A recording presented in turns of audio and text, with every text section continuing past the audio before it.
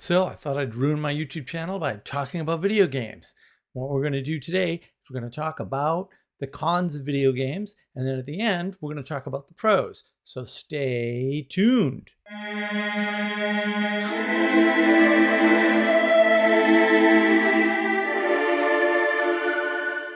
So actually, there's a couple of things going on here. First thing is I'm going to cover sort of the way AI talks about video games. And then I'm going to cover the way I'm going to talk about video games. And we'll see some significant differences here, hopefully. And that's meant to kind of show you the difference between the sort of flat, simplistic way of thinking about the world versus maybe the more enchanted or symbolic or poetic way of thinking about the world. So what AI says, I asked the AI rather specific questions. I'm pretty well practiced with the AI now.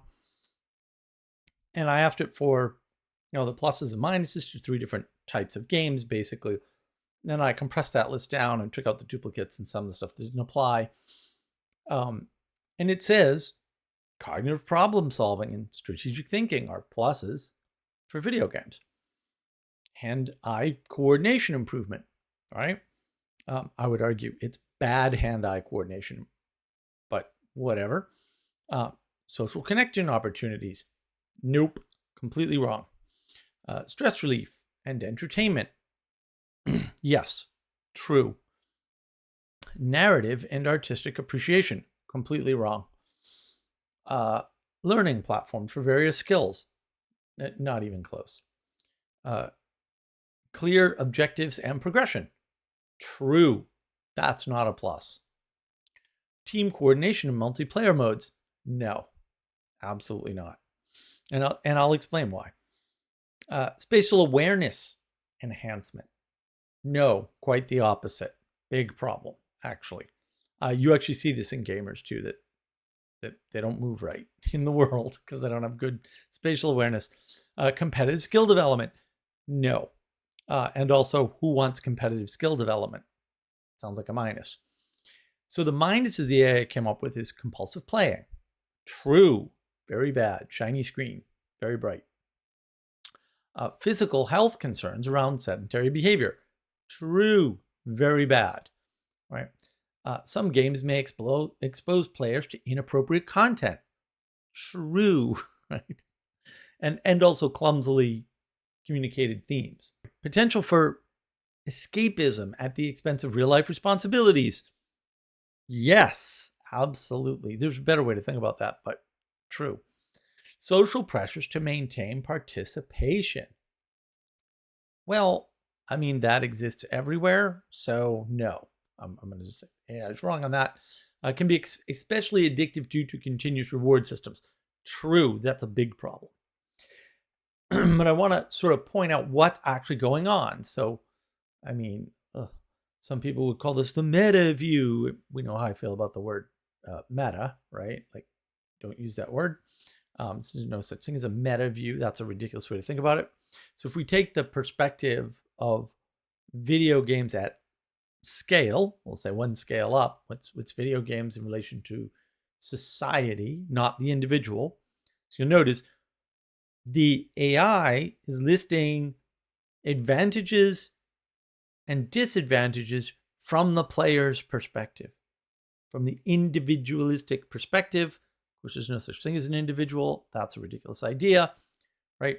What is the impact of that person as the result of interacting with a predetermined, prefabricated world that they had no involvement in creating, right?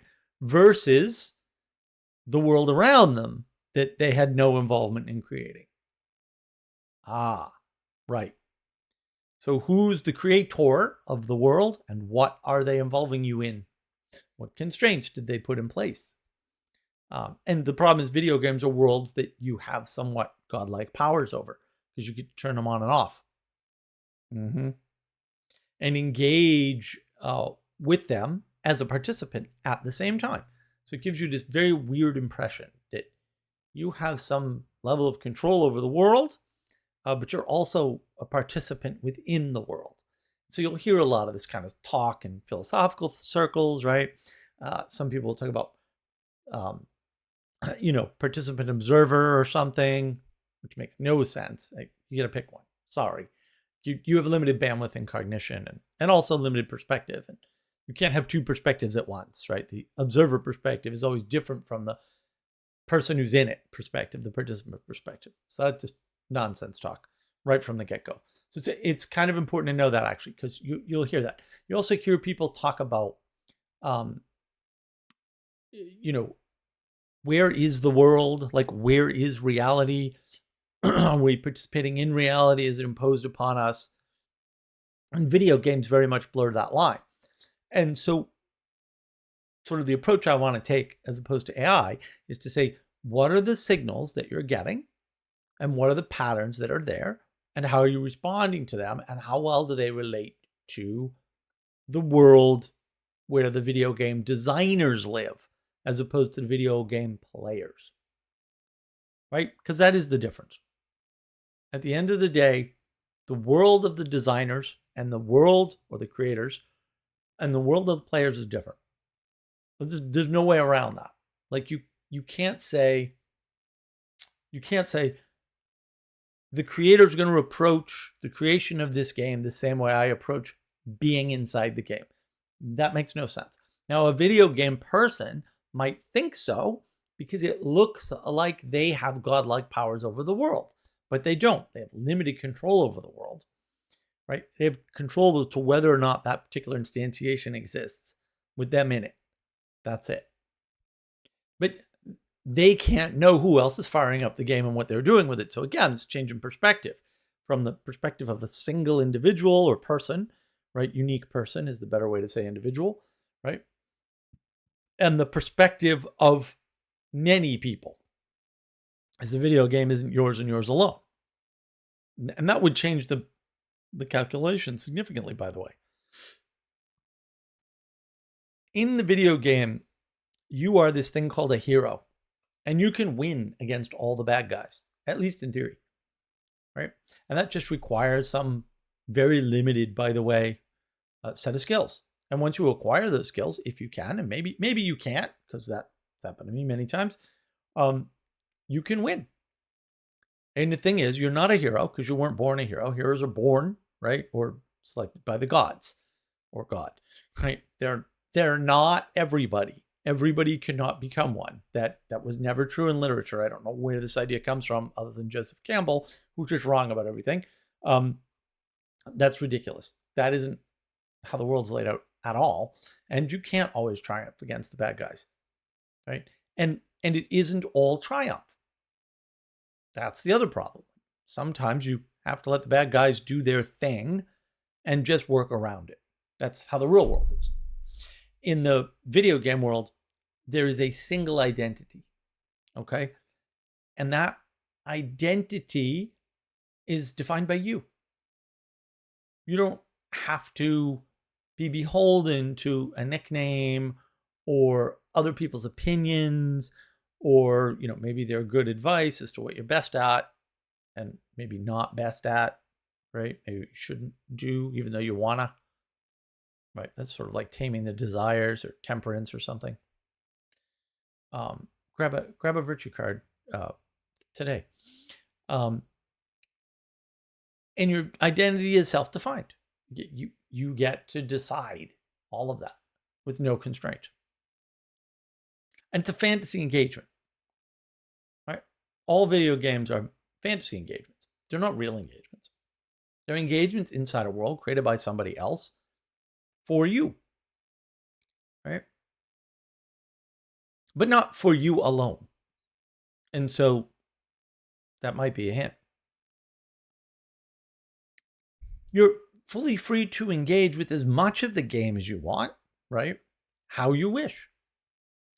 And again, this goes back to the fact that you turn the game on and shut the game off, and you get to determine all that. That's kind of like freedom from constraint. And I've talked about this before. The definition of freedom people seem to be using is wrapped up with freedom from constraint. And also, because you can restart and have save games, the freedom from consequence is there. Actually, other way people are using freedom from consequence and constraint. That's what they mean when they say freedom. I don't know why they mean that. That's not what freedom means. It's not a useful definition, but the video game seems to back it up. Right? That's not good for us because that's not the world we live in is not free of constraint or consequence. That both are present all the time. Everything's a trade-off. Everything's a trade-off. So when you're in a video game, you're modeling a closed world, usually a very small world. It doesn't matter how big the, massively multiplayer online world is, right? It's still small compared to the real world. It's tiny, minuscule, unimportantly small, in fact, right? And you kind of get the impression from that, right, through mimicry, right, through exemplification, that you can model the real world, the open world, the larger world, right? And there's some modeling tools that you get out of that, right, that indicate that this is possible because you can do it in Skyrim or something, right? Like, okay. And the thing is, predictability is not only possible in a video game world, but it's required. Like, that's how you play the game. You have to be able to predict certain patterns, certain things going on in the game, right? But you can't do that in the real world. You can't do that outside of a closed video game world. It's impossible, right? There are some things that appear predictable, right? Because we're pattern finding machines, right? And there are some things in the real world that are predictable, right? To some extent, not as predictable as the video game though, ever, right? And it's not most things. Most things are not predictable.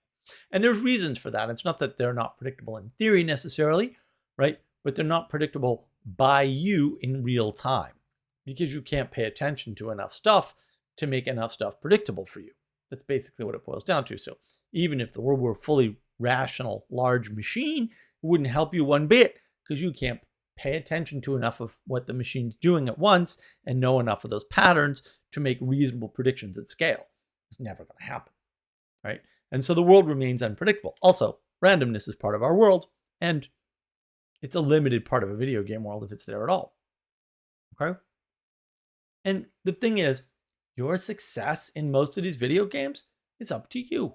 And there are some exceptions to that, right? With the multiplayer games, obviously. But you can have independent success.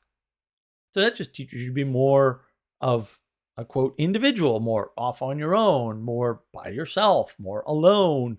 That's part of the intimacy crisis, right? It's going to cause intimacy crisis problems. And the thing is, everything in a game is pretty much pre-manufactured, right? I know there are exceptions with the massively multiplayer online games, right? We progress through pre-manufactured trees or build pre-manufactured objects, right? But they're actually all pre-manufactured, right? And that increases the confusion about what the world is and what it could become. How do things go together in the real world? Don't you just put A and B together and you get C? Well, not in the real world, no. All right. And so the reality that you're experiencing becomes relative to the game, right? Each video game has a slightly different version of reality. And so reality itself becomes a relative concept to you. But reality in the real world actually doesn't have that feature at all. I know so-called philosophers will argue with me about this. It takes 10 seconds to prove that this can't be true, by the way. But whatever, that's a different video. If you want to see that video, comment below and I'll go over it. It's not that hard. If you think about it long enough, you'll figure it out, I think. And the other thing is, in a video game, the perfect world becomes expected. I mean, a lot of the early video games in particular are all about perfecting the world. Right? You come in and save the princess, right? And video games where that doesn't happen, people don't play them, which might be a hint, right? In terms of, well, it's not so much the hero's journey we're looking for, but it is something like the enacting of an ideal that we're looking for. And one ideal might be saving the princess from the big bad monkey or something, right? Another ideal might be clearing all the space, right? Clearing the level so that it's neat and clean. So you can see kind of some of these themes and signals that you're getting bombarded with when you're playing video games, right? And so that affects your ability to pattern the world. Because if the world you're in is a closed manufactured world from a video game, that your patterns are lined up to deal with that. They're not lined up to deal with anything else, like the real world, which has none of those qualities. And it really is about qualities. And the thing is, in a video game, you can have something close to or almost identical to perfect participation. In other words, a way of interacting with the world that is ideal. It's not that hard. I mean, the games are designed to give you that. That's how they're designed. To give you something perfect participation or close enough to it, right? But the real world isn't like that. It's very imperfect. And the people in it are very imperfect, including you. But in the video game, you can perfect yourself. But you can't perfect yourself in the same way in the real world. And the thing is, a closed world video game system, linear improvement is possible. It's on the table. You just improve a little bit every day and you improve. Nothing like that exists in the real world. This has been studied to death. To death. We don't learn that way. We don't learn that way at all. In fact, usually we reach a plateau, we stay there for a while, then we get worse because our brain shakes things up for the pattern. Interestingly, this is exactly what happens in AI. Exactly. Right? You take the AI network and it reaches a plateau, and instead of doing too much tuning, you don't even, I mean, you can do this. You can change all the weights in the neural net, right? Or you can just cut a bunch of connections and let it relearn. You shake it up and it gets worse for a while, and then it gets better than it ever was when it was stuck at a plateau. That's exactly how we learn. And we don't know that. Like, people seem to think it's linear all the way down, we'll say, or all the way up. And that's the problem. And a lot of these people don't understand the history. So they think, the boss level, that comes from a movie, a Bruce Lee movie called The Game of Death, with literally fought progressively more difficult characters as he went up in the building until he got to the boss. And that brings up another few things, right? This whole idea of boss level and boss. Well, the bosses are evil. They're the enemy. Well, what does that teach you about being at work or even having anybody in charge of you? Are they your enemy? Your boss is supposed to help you get better and progress in the company and improve. And granted, there are plenty of bosses, especially middle-level managers, who don't do that, right? But it still is the ideal. And even most of them who do that aren't your enemy. They aren't evil. They aren't things to be defeated. But that's what video games teach you. But then there's a side effect to that. If the boss is the bad guy, you don't want to be the boss. He's the bad guy. Fair enough. If the boss is the bad guy, you shouldn't be the boss. I agree. The boss is not the bad guy, though. That's the problem. The video games told you that. You didn't even notice. You never thought about it before. Right? Why do we have a leadership crisis? Oh, I don't know, Mark. That's really difficult to figure out, given what I just said. This is not hard. Like, this is clear. You're being modeled by playing the video game, and that modeling doesn't match the world that isn't a video game. Video games follow very interesting, well-known patterns. Right? Once somebody comes up with a cool idea, like boss levels, everybody copies it. Of course they do. People are lazy. Most people can't be original ever and never will be able to. There's nothing you can do to make them original. That's fine. We need unoriginal people. Someone's got to keep the electricity running every day, do the same sort of job all the time. And there's a comfort in that for them. Maybe not for everybody. Maybe there should be for you. Maybe that would calm you down and get rid of your anxiety, right? So that's where some of these things come from. The other problem with video games is it puts you in your head because you're modeling this closed world, which, hey, it's a small closed world. You could probably model a small closed world. That's true, right? But that lowers your engagement with the real world. You know what you can't model in your head? The real world. Maybe you can model pieces of it, but they're really tiny pieces, right? And maybe you can do, we'll say, immediate planning modeling, and that works pretty well. But you're always subject to this thing the psychologists call the self-fulfilling prophecy. You should look that up. So my thesis is that engaging in video games is going to put you in self-fulfilling prophecy mode more than it's going to allow you predictions. You can't tell the difference from your perspective. There's no way for you to tell the difference between a self-fulfilling prophecy and a correct prediction. It's not possible. You can't do that by yourself. You need an external perspective to help you with that. And not just any external perspective either. So a lot of external perspectives are called sycophants, and they'll tell you whatever they think you want to hear to get something out of you. And the video game is very much giving you what you want to get something out of you, which is your engagement, your time, energy, and attention. And that's what is being denied the world the real world, when you engage in a fantasy world. Right? There's so many things you could be doing, right, that would enhance the world for people that are actually outside the world and aren't merely available over a screen or something, that would be better. Right? Maybe you can build something bigger than both of you. You can't do that in a video game. It's not possible. The other thing people don't realize is that the video game really trains you to go after shiny things. And all shiny things are relevant because they kind of have to be. It's a closed world. There's a limited, you can't build something super rich, although technically you can, and I know how. And if you want to pay me a lot of money, I can give you the design. But I'm not going to, unless you pay me a real lot of money. Only the relevant things are shiny. So your relevance realization, the thing that John Vervaeke likes to talk about, is destroyed. Because in the real world, hidden passages are actually hidden and you can't tell them from the terrain. In a video game, you have to be able to, because they have to put up a lot of very similar terrain. In a video game, they have to, mechanically generate it. And so how are you going to know where to look? You can't search the whole map. So they have to make things shiny somehow. So they do. Sometimes they do that with the narrative control, right? They say, oh, you need to go to this place and do this thing, right? And sometimes they do that through making it different.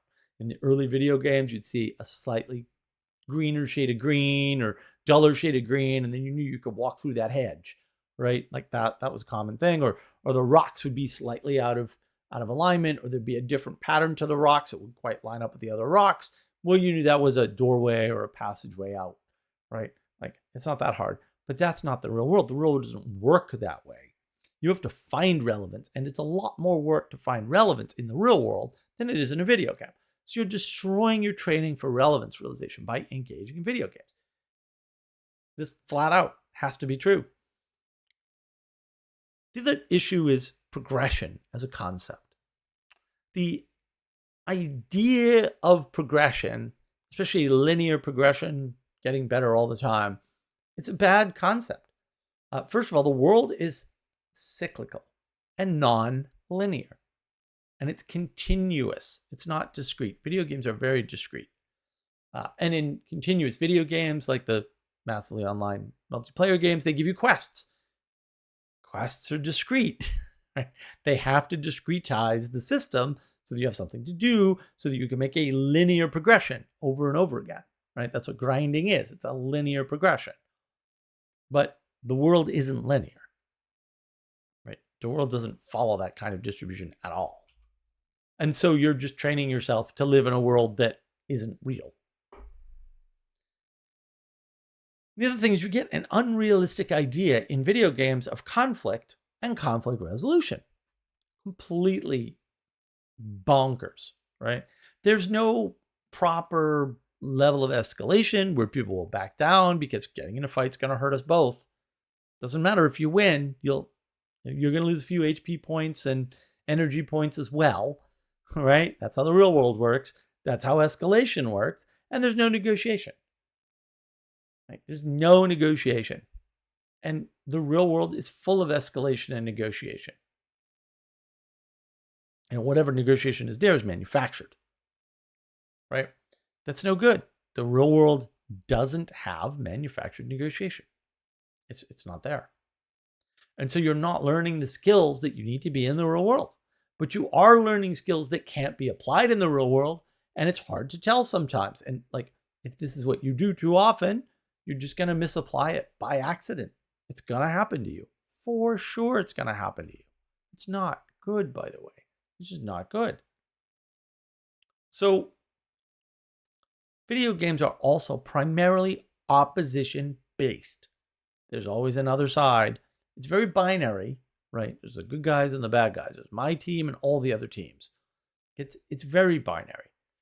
And even, when there's guilds and there's alliances and all that, it's very manufactured. It doesn't work like it works in the real world. There's very little sort of acceptance for foibles and imperfections, because the game's pretty perfect, and you can set up perfect rules for negotiation pretty easily in a video game, and people do. I've seen it. I saw it in World of Warcraft, saw it in Dark Ages of Camelot, right?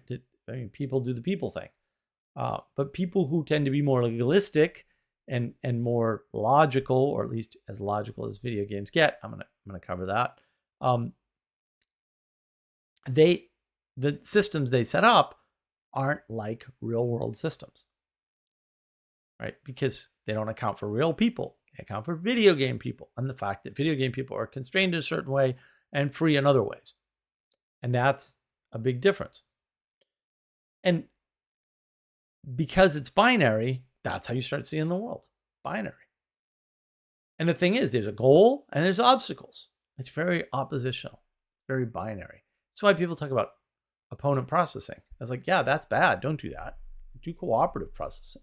That'll give you distributed cognition. That's much better, right? And the thing is, in a video game, even when you can partner with people or with characters, you can partner with who you choose. Largely, and you get spoiled. Like, oh, I can make whatever partnership I want. Can you? If you live in the city, can you find whatever partnership you want? If you live in the country, is the partner you want near enough to partner with? These are good questions. That video game, that's really not a problem, or at least as much of a problem. And that's what you learn. But that's not the world. That's just the video game. And video games require projection, psychological projection, to operate. They don't function unless you put yourself in the world, unless you give your agency to the game. The game's not there. It's Schrodinger's video game. When your console's shut off, or when your computer's not running the game, it doesn't exist. Even if other people are running it, it doesn't exist because you're not there. You're the dead or alive cat. That's the problem. You don't even realize you're giving your agency to the game. And you're giving it your time and your energy, right? And your attention. That's not good. And the thing is, video games, no matter how sophisticated they are, only teach basic logic skills. So they teach a type of logic. That type of logic is roughly 8th grade level, roughly. Okay, it's going to piss a lot of people off. Sorry, also 8th grade logic. Kind of has to be. It's sort of mathematically constrained by the system that it's in, which is a computer system anyway, and the complexity of the software engineers writing it. It's way more complex to write a system than the system can express. So, right, because it's contained within, right? So the container is always bigger than the thing you see. Has to be by definition. That's what a container is, bigger than the thing you see.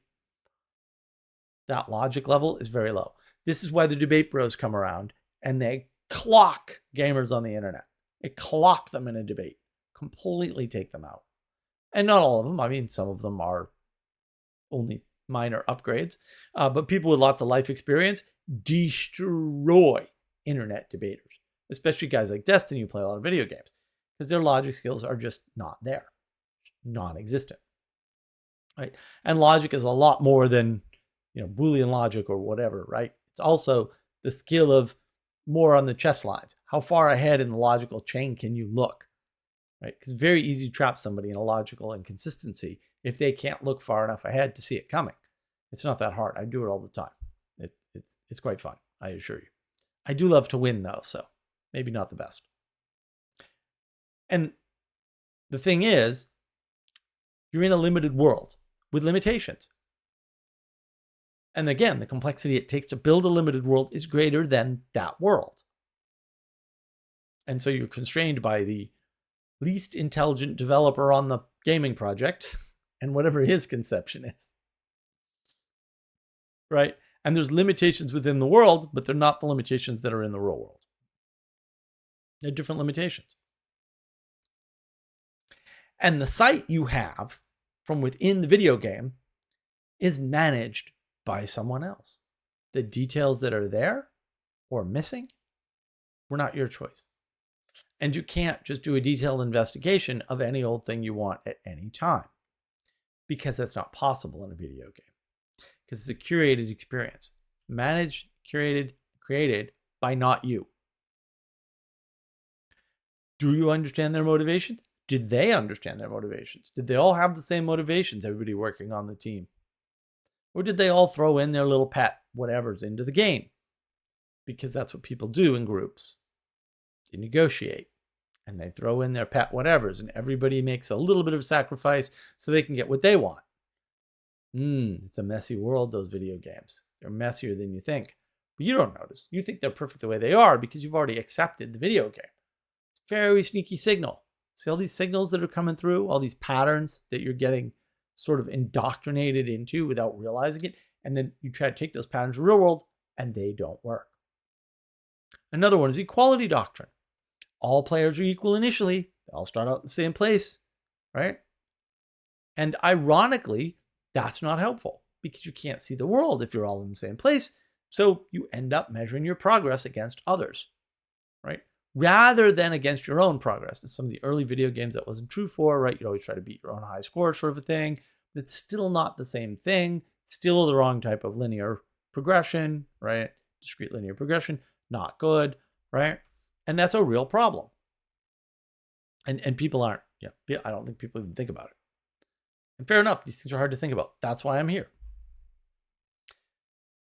A much larger problem, though, with video games is the savior complex. Because effectively, all video games, especially the, say earlier ones, right, are perfect the world. And that is your job, is to perfect the world. You save the princess, right? You clean the screen up. You kill all the bad guys. This is a world perfection narrative that you're participating in a pattern. But it doesn't work in the real world, although you'll try it. And I see this pattern all the time online with people. Like they're always trying to savior the world and save people. And I'm like, what are you doing? You don't even know that person. So they end up trying to save them and they make it worse because they think they know what's wrong with them and they're completely wrong because they haven't even done their research. They just see video game character on screen must save and they try to do that and it doesn't work. It's horrible. That's from the savior complex pattern from your video game. I hate to break it to you. It's not the only way you get there, but my goodness, has that exploded in the past 15 years. It's unbelievably all over the place now. It was never like that before. 25 years ago, it wasn't like that. It's everywhere. Absolutely swimming in it. And the thing is, characters in a video game are perfect and predictable, right? And people in the real world are not either of those things, even a little bit. Your certainty levels about the video game are very, very high, partly because characters are perfect and predictable, right? The real world's not like that at all. But these are the skills you're getting, bombarded with primarily, are skills that don't apply in the real world. Patterns that aren't in the real world. And it's not that they don't exist entirely. It's just they're temporary and unuseful. And that's the problem. It's hard to see temporary patterns because they're there. They just don't last long enough to be helpful. And you end up stuck. It's one of the ways people end up stuck. And the other thing is, In a video game, your learning happens relatively fast. You make really quick progress in learning something. And then you get the feeling that, well, I can just learn programming in a 6-week boot camp. No, you can't. You won't know anything about programming in a 6-week boot camp. I don't care how good the boot camp is. I don't care if I wrote the damn syllabus for it. Not going to happen. Not possible. Flat out never going to happen. You'll learn something. It'll look useful, but it'll run out real quick. And that's just the way it is. And I've seen that for decades. I've recognized that forever. It's terrible. Absolutely terrible. And that's that video game mentality. Looks possible. Looks like you can just go on Wikipedia and get the plot of the movie and understand how awesome a movie it is. You can't do that. That's nuts. And the thing is, when gamers get together and you like meet other gamers, it normalizes the gaming world, the gaming reality of things. Oh, these people went through what I went through. Did they? I mean, you're going to talk about the same patterns because you were stuck in the same patterns. But did you make any progress? Did you learn how to negotiate with imperfect people in an imperfect world? No, you couldn't have. And the rate of accomplishment is very, very high because, again, the learning rate is quick, right? So you get together with other players and like learn their quote tricks and their shortcuts and really ramp it up. But the real world doesn't really work that way.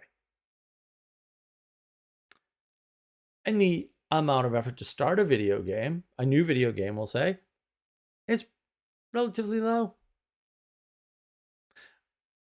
Video game skills that only exapt to other video games for the most part. There are a couple of minor exceptions to that, but they're minor and there aren't a lot of them. And that's really important to know. A lot of people will say like, oh, the skills for video games exact. No, they don't. That's nonsense. It's utter nonsense. Right? I mean, you could say like people have learned to fly planes with Flight Simulator. You could say that, and I'm sure they got, say, 80% of the skills that way. That can happen. Right? And you could say, yeah, but they do it with pilots, how they train pilots. They don't use a video game. They use $1 million simulators. Because it turns out that moving the yoke when you're not moving within something is not the same as moving the yoke when your sense of gravity changes. Right? It's not the same at all. And that's the problem. Those skills don't exact out, but that would dull your skill for learning to fly an actual plane. So all the other stuff, reading the altimeter, getting sort of a sense for how to land the plane on the screen, that may seem to exact. I've got my questions about how well, because I haven't seen any data on it, but it probably doesn't.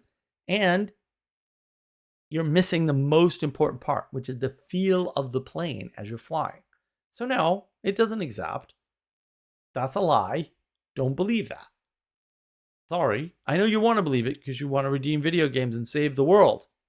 I wonder why. Maybe you've been playing too many video games and you think you can. All right? And the thing is, in a video game, quick, obvious decisions are the norm. And they work. In the real world, quick, obvious decisions are not the norm, and they're not a good idea. And they lead to progress, for sure, like fail fast is a thing, right? Fail fast is a terrible way to build software, by the way. Terrible way to do business. And I mean, it can be useful, and certainly sometimes you have to apply the fail fast methodology, right? The thing that makes decisions good is going forward with certainty and then being able to recognize when you're wrong. That's not fail fast. Sorry, it's not. That's relevance realization and confidence. And those are not taught in video games, at least not in a way that helps you in the real world. And the thing is, with a video game, you are doing things in a world. But it's not the real world. So it feels like it should be the same because it's a world and then there's the bigger world. And so it should just exact out and work but it's not. It doesn't work that way at all. Because all video games are objective material reality. They are set apart from you, they're completely independent, and all you have to do is fit in. And reality is not like that at all. You have a great deal of impact on reality. For example, if you spend your time, energy, and attention playing video games all day, the odds that you know anything about geopolitics are 0. The odds you think you know something about geopolitics are 10 trillion% because you're arrogant and you have no idea what you don't know, and you have no idea how difficult geopolitics or economics or any of these other topics is because you're too busy playing video games. Like, there's a limit to what you can learn if you're playing video games 10 hours a day. Like, you're just completely out of certain games automatically in the real world. You're completely out of certain realms and certain areas of knowledge. Like, you've closed yourself off from the real world in an important and significant way. What you've learned is correspondence to objective material reality, which does not exist. And this is why so many people are like, oh, we just need to figure this out and then everything will be fine. And it's like, what? And if we could just communicate what we figured out to others, what? And then we'll all get along. How? Because it's an objective material reality. And as long as we all follow the rules of the independent thing that's independent from us, it'll just work out.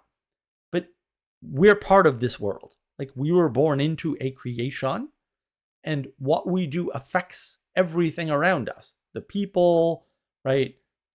Where butterflies fly, pretty much everything, guys. And so that isn't even an option, but we think it is because we learned about the video game world. These are big problems. And look, I mean, I've played my fair share of video games. I played World of Warcraft. I probably played more Dark Ages of Camelot. Really like that game. I played it to be with my friends, actually. The only thing I was ever good at was Quake World, 2.4 in particular. My friend and I pioneered a bunch of moves in that game that we were the first to do, as near as anybody can tell. That was a long time ago. I was very good at that game. Top 3 on every server I ever played on. After a time, it took me a while to ramp up. I'm really slow at learning video games, oddly enough. Probably because they don't match reality, and I'm very grounded in reality. So learning video games is actually very hard for me. I never made it very far in World of Tanks because you can't, right? Because the guys who play more World of Tanks than you will always beat you, even at the same level because of how the game's set up. So skill level doesn't actually cut it anymore because sometimes they have equipment advantage, and you can't get that without grinding and being on the game more often. And so I never, I could never get to a level in World of Tanks that I felt comfortable with.